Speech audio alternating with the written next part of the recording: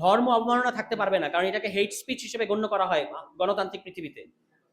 এবং এটাকে যারা বাক স্বাধীনতা বলেন তারা বাক স্বাধীনতা সম্পর্কে কিছু জানেন না। কারোর ধর্মানুভূতিতে আঘাত দেওয়া যাবে না। আপনি আপনার ফ্রি স্পিচ এক্সারসাইজ করবেন, কিন্তু ধর্মের সাথে মানুষের জীবন বোধ সহ অন্যান্য অনেক কিছু জড়িত থাকে, ফলে আপনি তাকে তার ধর্মানুভূতিতে আঘাত করতে পারবেন না। এই দাবিগুলো তারা করেছে। আর বাকি যে দাবিগুলো আপনাদের কাছে অগ্রহণযোগ্য মনে হচ্ছে, সেগুলো নিয়ে তাদের সাথে আপনারা কথা বলতে পারতেন। এবং এটাই রাষ্ট্রের দায়িত্ব। রাষ্ট্র একটা গার্ডিয়ান সুলভ আচরণ করতে হয়, যে রাষ্ট্রের মধ্যে বিভিন্ন পক্ষ থাকবে, বিভিন্ন গ্রুপ থাকবে, তাদের মধ্যে বিভিন্ন ধরনের কন্টেস্টিং মানে পরস্পর বিরোধী অপিনিয়ন থাকবে।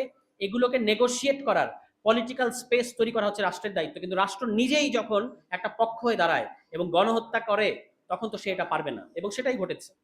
ফলে আমরা আজকে মানবতা বিরোধী অপরাধের কথা বলেছি, যেটা আন্তর্জাতিক পর্যায়ে স্বীকৃত, এবং ঐতিহাসিক দায়ের কথা বলেছি, যে এই দায় আমাদেরকে নিতে হবে।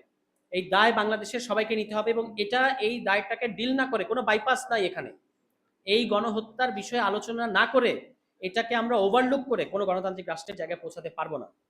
এবং আরো যে ব্যাপার হচ্ছে, যে এই যে 32 জনের কথা বলা হচ্ছে, এখন এটা আমাদের আইসিটি ট্রাইব্যুনালও এটা স্বীকার করেছে। তাহলে আপনারা তাদেরকে শহীদের স্বীকৃতি দিচ্ছেন না কেন?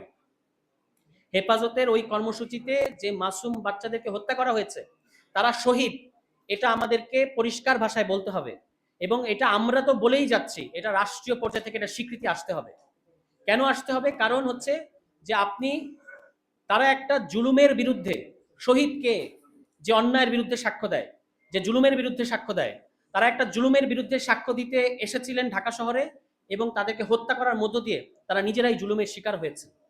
ফলে এই শহীদের স্বীকৃতি আমরা দাবি জানাবো বর্তমান সরকারের কাছে, যে আপনারা যদি আগের অপরাধগুলোকে ওভারলুক করেন এবং নানা ধরনের গিমিক পলিটিক্স করতে থাকেন, তাহলে আপনারা বাংলাদেশের মানুষের মন জয় করতে পারবেন না। বাংলাদেশের মানুষের মন জয় করতে হলে প্রত্যেকটা অন্যায়, প্রত্যেকটা অপরাধ, যতগুলো গুম হয়েছে, যতগুলো ক্রসফায়ার হয়েছে, এই শাপলা কিংবা 18 সালের নিরাপদ সড়ক আন্দোলন, কোটা সংস্কার আন্দোলন, 24 জুলাই গণ অভ্যুত্থানের শহীদ, সব শহীদদেরকে স্বীকৃতি দিতে হবে, রাষ্ট্রীয় স্বীকৃতি দিতে হবে।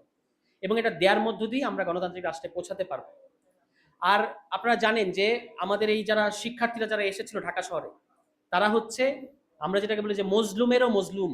কেন তারা মজলুমেরও মজলুম? এখন এই মজলুম বললেও তো অনেকে ভাবে যে মানে এই শব্দ নিয়েও, আচ্ছা আমরা যারা, যেটা আমাদের সেকুলার সমাজ পছন্দ করে ওই শব্দে বলি, তারা সাবলটার্নেরও সাবলটার্ন।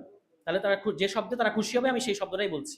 কেন তারা সাবলটার্নেরও সাবলটার্ন? কারণ হচ্ছে যে তারা একটা অন্যায়ের বিরুদ্ধে কথা বলতে এসেছে, এবং সেই কথাটা তারা বলেছে, কিন্তু আপনারা এটাকে ইনস্টিটিউশনালি কোনো রকম অ্যাকনলেজ করেন নাই। এই জন্য তারা সাবলটার্নেরও সাবলটার্ন। এবং তারা এসে একদিকে তাদের ডান হাতে ছিল পবিত্র কোরআন শরীফ, বাঁ হাতে ছিল বাংলাদেশের জাতীয় পতাকা। এই দুটো নিয়ে তারা আপনাদের যে বাঙালি জাতীয়তাবাদের যে আইডিয়া, শুধু আপনারাই বাঙালি, শুধু আপনারাই এই দেশের মালিক, এটাকে তারা চ্যালেঞ্জ করেছে, বলেছে এই দেশ আমাদেরও। এবং তারা কারা? তারা হচ্ছে যারা দীর্ঘদিন যাবত, যাদের কথা আপনারা শোনেন নাই, তারা ঢাকা শহরে এসেছে। ফলে এই যে বাংলাদেশটা আমারও, বাংলাদেশের জাতীয় পতাকাকেও তারা সাথে রেখেছে। আর তাদের যেটা মানে অনুভূতি, তাদের যেটা প্রাণের বিষয়, প্রত্যেকটা ধর্মপ্রাণ মুসলমানের কোরআন শরীফ, এই দুটো জিনিস নিয়ে তারা ঢাকা শহরে এসেছে। এবং কেউ বলতে পারবেন না যে তাদের এই আশাটা অন্যায্য ছিল। কিন্তু আপনারা তাদেরকে লাইট বন্ধ করে নিজের দেশের জনগণকে হত্যা করেছেন, এবং তার ফলাফল আপনারা পেয়েছেন। এই যে দীর্ঘদিন যাবত এটাকে নিয়ে কেউ কোনো কথা বলতে পারে নাই, এই শহীদ পরিবারদের, এই আলেম ওলামাদের, বাংলাদেশের ধর্মপ্রাণ মানুষের অভিশাপে আজকে শেখ হাসিনা দিল্লির কোনো এক অন্ধকার প্রকোষ্ঠে ধুকে ধুকে মৃত্যুর জন্য অপেক্ষা করছেন। এবং শেখ হাসিনার আর কোনো কামব্যাক করার কোনো সুযোগ নাই বাংলাদেশের রাজনীতিতে। আওয়ামী লীগের আর কোনো কামব্যাক করার কোনো সুযোগ নাই বাংলাদেশের রাজনীতিতে। এটা হচ্ছে এই আলেম ওলামাদের অভিশাপের কারণে, যে আপনি এরকম একটা জলজ্যান্ত নিজের দেশের জনগণকে হত্যা করেছেন, এবং হত্যা করে সেটাকে আবার অস্বীকার করেছেন, তাদেরকেই দোষ দিয়েছেন।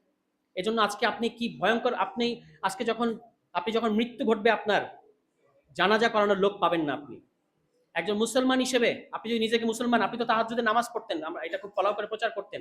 একজন মুসলমান হিসেবে এর চেয়ে বড় কলঙ্ক আর কিছু হতে পারে না, যে আপনি মারা যাবেন এবং দিল্লিতে আপনাকে তারা পানিতে ভাসিয়ে দেবে না কি করবে, এটা কিন্তু আমরা কেউ জানি না। আপনার মুসলমানের রীতি অনুযায়ী কোনো দাফন কাফন হবে কিনা, এটা কেউ জানি না। ফলে আমি আরো কথা বলবেন, আমি আমার বক্তব্য দীর্ঘায়িত করব না। শুধু যেটা বলতে চাই, আমাদের এই গণতান্ত্রিক অভিযাত্রায় সামনে আমাদের যে গণতান্ত্রিক রাষ্ট্র আমরা করতে চাচ্ছি,